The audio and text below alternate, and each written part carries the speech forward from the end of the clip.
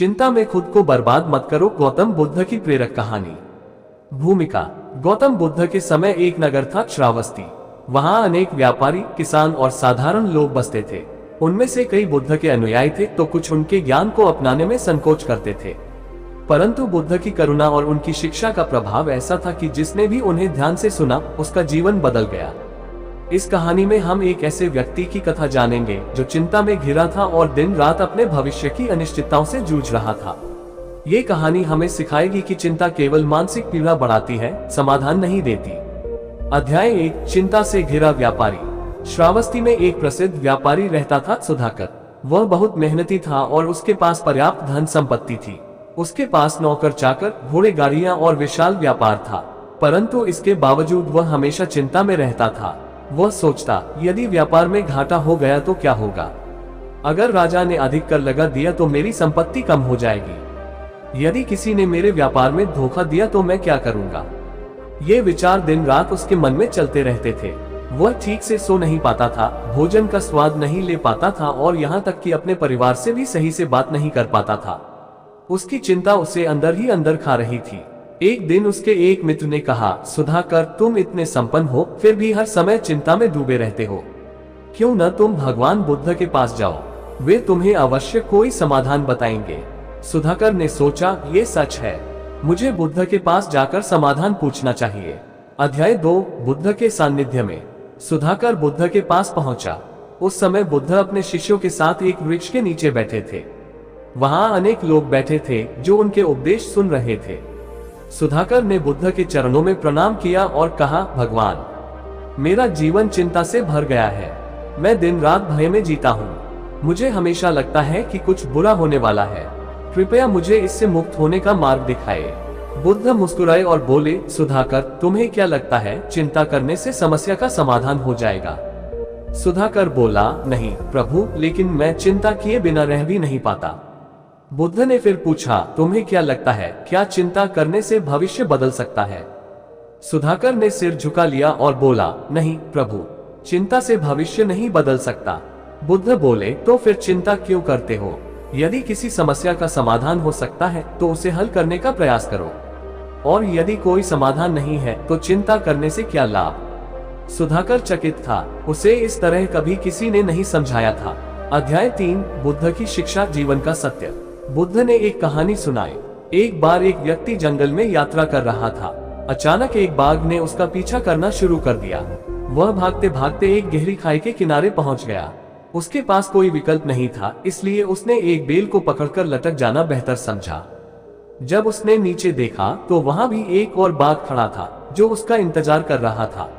अब वह न तो ऊपर चढ़ सकता था और न ही नीचे जा सकता था। तभी उसने देखा कि बेल को दो चूहे, एक काला और एक सफेद, धीरे धीरे कुतर रहे थे। उसका बचना असंभव था। तभी उसकी नजर पास ही एक रसीले जंगली फल पर पड़ी। उसने उसे तोड़ा और उसका स्वाद लिया। ये फल उसे जीवन का सबसे मधुर अनुभव लगा। बुद्ध ने सुधाकर से पूछा, इस कहानी का क्या अर्थ है? सुधाकर ने सोचा और फिर धीरे से बोला, प्रभु, ये कहानी तो हमारे जीवन की तरह है। बाघ हमारे दुख और भय है, चूहे समय को दर्शाते हैं जो लगातार घटता जा रहा है, और वह मीठा फल इस क्षण का आनंद है जिसे हम चिंता में पड़कर भूल जाते हैं। बुद्ध ने मुस्कुराकर सिर हिलाया, सही कहा, चिंता करने से तुम अपने वर्तमान को खो देते हो। इसलिए जो कुछ भी सामने है उसी का आनंद लो और जो करना है वह करो। चिंता तुम्हें नष्ट कर सकती है, लेकिन सच्चा ध्यान और जागरूकता तुम्हें मुक्त कर सकती है। अध्याय 4। चिंता से मुक्ति का मार्ग। बुद्ध ने सुधाकर को कुछ सरल उपाय बताए। 1. वर्तमान में जियो, जो बीत गया वह बदला नहीं जा सकता और जो आने वाला है वह अभी है ही नहीं, इसलिए वर्तमान का पूरी तरह आनंद लो। 2. सही प्रयास करो, समस्या के समाधान के लिए प्रयास करो, लेकिन व्यर्थ की चिंता मत करो। 3. ध्यान और प्राणायाम करो, यह मन को शांत और एकाग्र करता है। 4. स्वीकार करना सीखो, कुछ चीजें हमारे नियंत्रण में नहीं होती, उन्हें स्वीकार करना ही बुद्धिमानी है। 5. साधारण जीवन जियो, अधिक इच्छाएं अधिक चिंता लाती हैं। संतोषी बनो और जो है उसी में सुख खोजो। सुधाकर ने बुद्ध की ये बातें सुनी और उन पर मनन किया। अध्याय 5। सुधाकर का परिवर्तन। बुद्ध से मिलने के बाद सुधाकर ने अपनी आदतें बदलनी शुरू कर दी। वह ध्यान करने लगा, अपने कार्यों पर ध्यान देने लगा और छोटी छोटी चीजों में खुशी ढूंढने लगा। धीरे धीरे उसकी चिंता कम होने लगी और वह पहले से अधिक प्रसन्न रहने लगा। कुछ महीनों बाद जब उसने फिर से बुद्ध के दर्शन किए तो उसने हंसकर कहा, प्रभु, अब मैं चिंता नहीं करता। मैं बस जो करना चाहिए वह करता हूँ और जो है उसे स्वीकार करता हूँ। जीवन पहले से कहीं अधिक सुखद लगने लगा है। बुद्ध ने मुस्कुराकर कहा, सही मार्ग पर चल रहे हो सुधाकर। चिंता को छोड़कर जीवन को पूरी तरह से जीना ही सच्चा ज्ञान है। उपसंहार, इस कहानी से हमें ये शिक्षा मिलती है कि चिंता करना व्यर्थ है। यदि कोई समस्या हल हो सकती है तो उसे हल करने की कोशिश करनी चाहिए, और यदि नहीं हो सकती तो चिंता करने से कुछ भी नहीं बदलेगा। वर्तमान का आनंद लेना ही जीवन का वास्तविक सुख है। तो याद रखो, चिंता करने से कुछ नहीं बदलता, लेकिन वर्तमान को अपनाने से जीवन सुंदर हो जाता है। क्रोध और घृणा को मत पालो। गौतम बुद्ध की प्रेरक कहानी। भूमिका। गौतम बुद्ध की शिक्षाएं जीवन के हर पहलू को संतुलित करने में सहायक है। उन्होंने लोगों को प्रेम, धैर्य और करुणा का मार्ग दिखाया। लेकिन कई लोग ऐसे होते हैं जो अपने जीवन में घृणा और क्रोध को पकड़ कर रखते हैं, जिससे उनका स्वयं का ही अहित होता है। इस कहानी में हम एक ऐसे युवक की कथा जानेंगे जो वर्षों तक अपने क्रोध और घृणा को पकड़े रहा, लेकिन बुद्ध के एक सरल उपदेश ने उसका जीवन बदल दिया। अध्याय 1, युवा ब्राह्मण की घृणा। वाराणसी में एक युवा ब्राह्मण देवदत्त रहता था। वह बुद्ध के प्रति घृणा से भरा हुआ था। उसे लगता था कि बुद्ध लोगों को उनके पारंपरिक कर्मकांडों से दूर कर रहे हैं और समाज में नए विचार फैला रहे हैं। देवदत्त का परिवार पीढ़ियों से यज्ञ और वेद पाठ करता आया था, लेकिन अब लोग बुद्ध की शिक्षाओं की ओर आकर्षित हो रहे थे और ब्राह्मणों के प्रभाव में कमी आ रही थी। ये देखकर देवदत्त को अत्यधिक क्रोध आता। वह सोचता, ये सन्यासी बुद्ध लोगों को क्यों बहका रहे हैं, इन्हें रोकना होगा। अध्याय 2, बुद्ध से सामना। एक दिन देवदत्त ने निश्चय किया कि वह बुद्ध से जाकर विवाद करेगा और उन्हें अपमानित करेगा। वह जेतवन विहार पहुंचा, जहां बुद्ध अपने शिष्यों को उपदेश दे रहे थे। वहां बहुत सारे लोग बैठे थे जो ध्यानपूर्वक बुद्ध की बातें सुन रहे थे। देवदत्त गुस्से से भरा हुआ उनके पास गया और ऊंची आवाज में बोला, गौतम, तुमने हमारे धर्म को भ्रष्ट कर दिया है। तुमने लोगों को गलत मार्ग पर लगा दिया है। क्या तुम्हें इस पाप का कोई भय नहीं? बुद्ध ने शांत भाव से उसकी ओर देखा। उनके चेहरे पर न तो क्रोध था और न ही किसी प्रकार की व्याकुलता। देवदत्त को और गुस्सा आया। उसने फिर कहा, तुम एक साधारण सन्यासी हो। तुम्हारे पास न धन है न शक्ति, फिर भी लोग तुम्हारी बातें क्यों मानते हैं? बुद्ध मुस्कुराए और बोले, वत्स, तुम बहुत क्रोधित हो, लेकिन क्या तुमने कभी सोचा है कि यह क्रोध तुम्हें ही जला रहा है? देवदत्त चकित था। उसने कहा, मैं क्रोधित हूँ क्योंकि तुमने हमारे धर्म को नष्ट कर दिया है। बुद्ध ने शांत स्वर में पूछा, यदि कोई व्यक्ति तुम्हें उपहार दे और तुम उसे स्वीकार न करो तो वह उपहार किसका रहेगा? देवदत्त बोला, जो उसे लेकर आया था उसी का रहेगा। बुद्ध ने कहा, तो यदि मैं तुम्हारे अपशब्द और क्रोध को स्वीकार नहीं करता तो वह किसका रहेगा? देवदत्त कुछ नहीं बोल सका। वह समझ चुका था कि उसका क्रोध केवल उसे ही जलाए जा रहा था, जबकि बुद्ध पूरी तरह शांत और प्रसन्न थे। अध्याय 3, क्रोध का परिणाम। बुद्ध ने एक और उदाहरण दिया। मान लो कि कोई व्यक्ति आग का एक जलता हुआ कोयला पकड़कर किसी और को फेंकना चाहता है, लेकिन जब तक वह उसे फेंकेगा तब तक उसकी अपनी हथेली भी जल जाएगी। इसी प्रकार जब हम क्रोध और घृणा को अपने भीतर रखते हैं तो वह सबसे पहले हमें ही जलाती है। देवदत्त को अब अपनी मूर्खता का एहसास हो रहा था। उसने महसूस किया कि बुद्ध के प्रति उसकी घृणा ने उसे मानसिक रूप से अशांत बना दिया था, जबकि बुद्ध तो फिर भी शांत और आनंदित थे। अध्याय 4, परिवर्तन की शुरुआत। देवदत्त ने बुद्ध के सामने सिर झुका लिया और कहा, भगवान, अब मैं समझ गया हूँ। क्रोध और घृणा केवल अपना ही नुकसान करते हैं। मैं अब से इन्हें नहीं पालूंगा। बुद्ध ने मुस्कुराकर कहा, वत्स, यदि हर व्यक्ति यह समझ जाए कि क्रोध और द्वेष आत्म विनाश की जड़ है, तो संसार में कभी कोई युद्ध नहीं होगा। देवदत्त ने बुद्ध की शरण ले ली और उनका अनुयायी बन गया। धीरे धीरे उसका जीवन पूरी तरह से बदल गया। उपसंहार, ये कहानी हमें सिखाती है कि क्रोध और घृणा को पकड़कर रखने से सबसे अधिक नुकसान हमें ही होता है। अगर हम इसे छोड़ दें तो मन शांत हो जाता है और जीवन में प्रसन्नता आ जाती है। तो याद रखो, क्रोध करना ऐसे ही है जैसे किसी और को मारने के लिए खुद जहर पी लेना। मोह मत पालो। गौतम बुद्ध की प्रेरक कहानी। भूमिका। गौतम बुद्ध ने जीवन के हर पहलू को ध्यानपूर्वक समझाया, जिसमें मोह भी एक महत्वपूर्ण विषय था। उन्होंने कहा कि मोह किसी भी व्यक्ति को अंधकार में डाल सकता है और उसे सत्य से दूर कर सकता है। इस कहानी में हम एक धनी व्यापारी की कथा जानेंगे जो अपने धन और परिवार के मोह में इस कदर जकड़ा था कि उसने सच्चे सुख को खो दिया। लेकिन जब बुद्ध ने उसे सच्चाई दिखाई तो उसका पूरा जीवन बदल गया। अध्याय 1, व्यापारी आनंद का मोह। राजगृह में एक धनी व्यापारी रहता था आनंद। उसके पास अपार धन संपत्ति थी, सुंदर महल था, नौकर चाकर थे और एक बड़ा व्यापार था। लेकिन इन सब के बावजूद वो हमेशा चिंतित रहता था। वह सोचता, अगर मेरे व्यापार में नुकसान हो गया तो, अगर मेरा परिवार मुझसे दूर हो गया तो, अगर मैं बीमार पड़ गया तो। उसका पूरा जीवन अपने धन, परिवार और प्रतिष्ठा के चारों ओर घूमता था। वह इन्हीं चीजों को अपना सबसे बड़ा सुख मानता था। अध्याय 2, बुद्ध से भेंट। एक दिन आनंद को पता चला कि बुद्ध राजगृह आए हैं। कई लोग उनके प्रवचन सुनने जा रहे थे। आनंद ने सोचा, चलो मैं भी देखता हूँ कि यह सन्यासी क्या उपदेश देता है। वह बुद्ध के पास पहुंचा। वहां बहुत से लोग बैठे थे और बुद्ध शांत भाव से उन्हें उपदेश दे रहे थे। आनंद भी बैठ गया। थोड़ी देर बाद उसने बुद्ध से प्रश्न किया, भगवान, मैं बहुत धनी हूँ लेकिन फिर भी भीतर से अशांत हूँ। मैं अपने परिवार और संपत्ति से बहुत प्रेम करता हूँ, फिर भी मुझे डर लगा रहता है कि कहीं ये सब मुझसे छिन न जाए। मुझे सुख क्यों नहीं मिलता? बुद्ध ने मुस्कुराकर पूछा, आनंद, यदि कोई व्यक्ति एक जलते हुए कोयले को कसकर पकड़ ले तो क्या उसे सुख मिलेगा? आनंद चकित होकर बोला, नहीं प्रभु, जलता कोयला तो हाथ को जला देगा। बुद्ध ने कहा, तो फिर तुमने इस जलते कोयले को क्यों पकड़ रखा है? आनंद ने चौंक कर पूछा, कैसा जलता कोयला प्रभु? बुद्ध बोले, तुम्हारा मोह ही वह जलता कोयला है। तुमने इसे कसकर पकड़ रखा है और इसी कारण तुम दुखी हो। अध्याय 3, मोह का स्वभाव। बुद्ध ने एक और उदाहरण दिया। मान लो कि एक व्यक्ति नदी पार करना चाहता है। उसने बांस और लकड़ी से एक नाव बनाई। वह उस नाव की मदद से नदी पार कर गया। अब बताओ उसे क्या करना चाहिए? नाव को अपने सिर पर रखकर आगे बढ़ना चाहिए या उसे वहीं छोड़ देना चाहिए? आनंद बोला, स्वाभाविक है, उसे नाव छोड़ देनी चाहिए। उसे अपने सिर पर ढोने की क्या आवश्यकता? बुद्ध मुस्कुराए और बोले, फिर तुम अपने जीवन की नाव को क्यों ढो रहे हो? धन, परिवार और सांसारिक चीजें केवल साधन हैं, इन्हें जीवन भर पकड़ कर रखना ही दुख का कारण है। आनंद की आंखें खुलने लगी। उसे पहली बार एहसास हुआ कि उसका सारा दुख केवल इसलिए था क्योंकि वह चीजों को छोड़ने के बजाय उन्हें पकड़कर बैठा था। अध्याय 4, सच्चा सुख। बुद्ध ने आगे कहा, मोह से मुक्त हुए बिना सच्चे सुख को नहीं पाया जा सकता। जो चीजें परिवर्तनशील हैं, उनसे जबरदस्ती जुड़ने से केवल पीड़ा ही मिलेगी।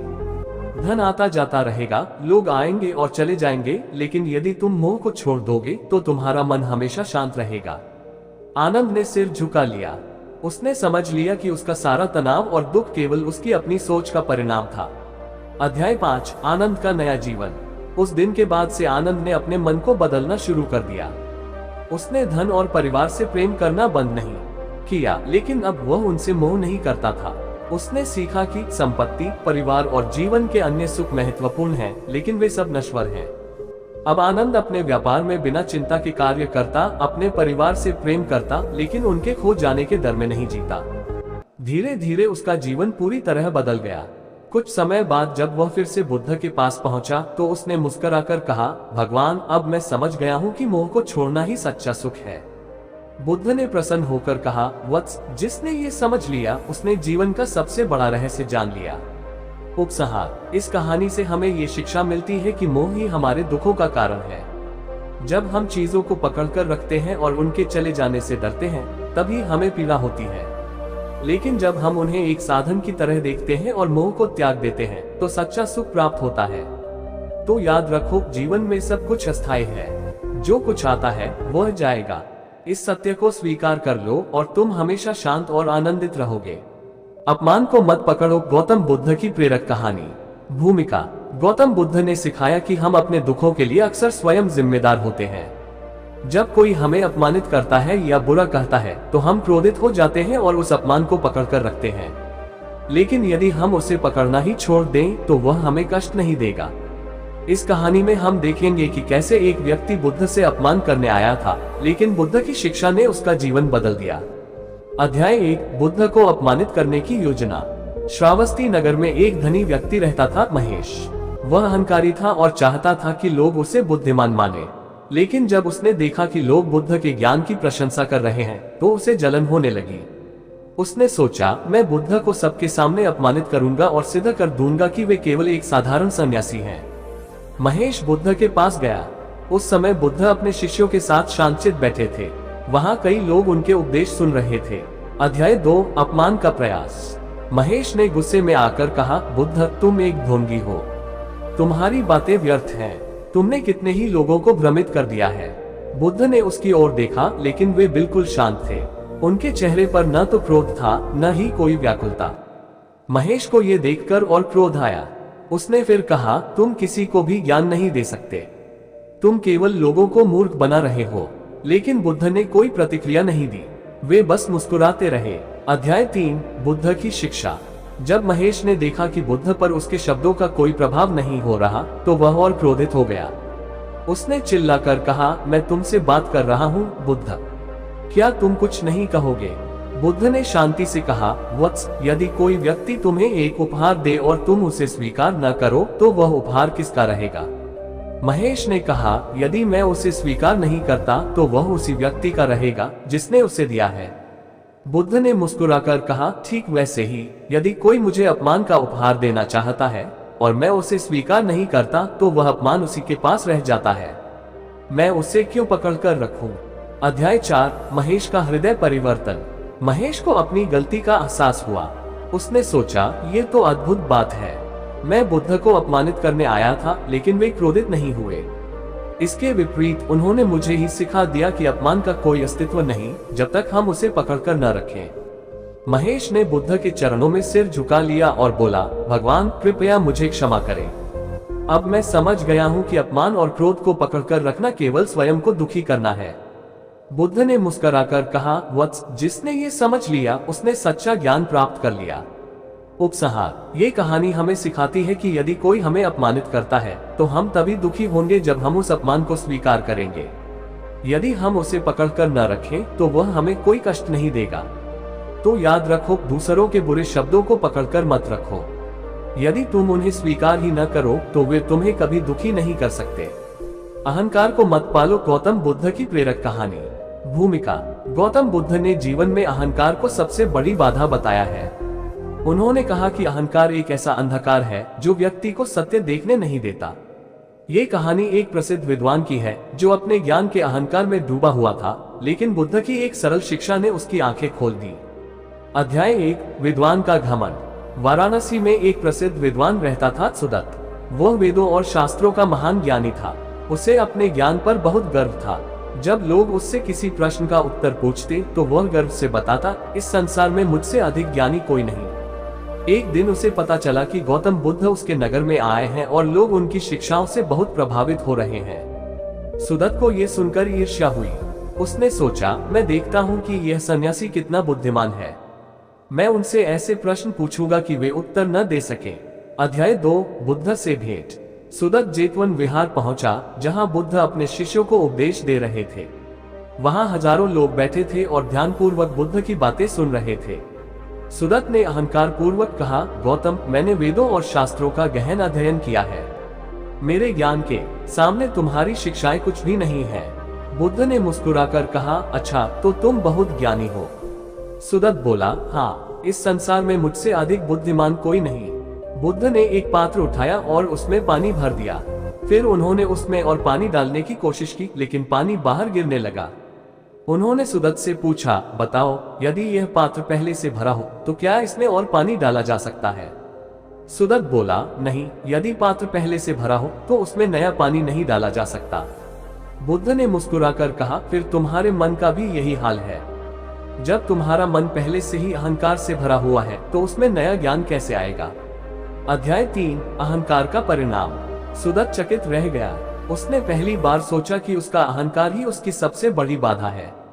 बुद्ध ने आगे कहा, जिस व्यक्ति का मन खाली होता है वही नया ज्ञान ग्रहण कर सकता है, लेकिन जो स्वयं को सबसे ज्ञानी मानता है वह कभी कुछ नया नहीं सीख सकता। अहंकार एक ऐसी दीवार है जो सत्य को तुम्हारी दृष्टि से छिपा देती है। जब तक तुम इसे तोड़ोगे नहीं तब तक तुम वास्तविक ज्ञान को नहीं समझ पाओगे। सुदत्त को अपनी गलती का एहसास हुआ। वो बुद्ध के चरणों में गिर पड़ा और बोला, भगवान, मैंने जीवन भर अहंकार पाला, लेकिन अब मैं समझ गया हूँ कि सच्चा ज्ञान विनम्रता में है, न कि गर्व में। बुद्ध ने मुस्कुराकर कहा, वत्स, जिसने ये समझ लिया उसने अपनी यात्रा आरंभ कर दी है। उपसंहार, ये कहानी हमें सिखाती है कि अहंकार ज्ञान की सबसे बड़ी बाधा है। यदि हम स्वयं को सबसे श्रेष्ठ मानेंगे तो हम कभी कुछ नया नहीं सीख पाएंगे। तो याद रखो, सच्चा ज्ञान उसी को मिलता है जो अपने अहंकार को छोड़कर विनम्रता से सीखने के लिए तैयार होता है।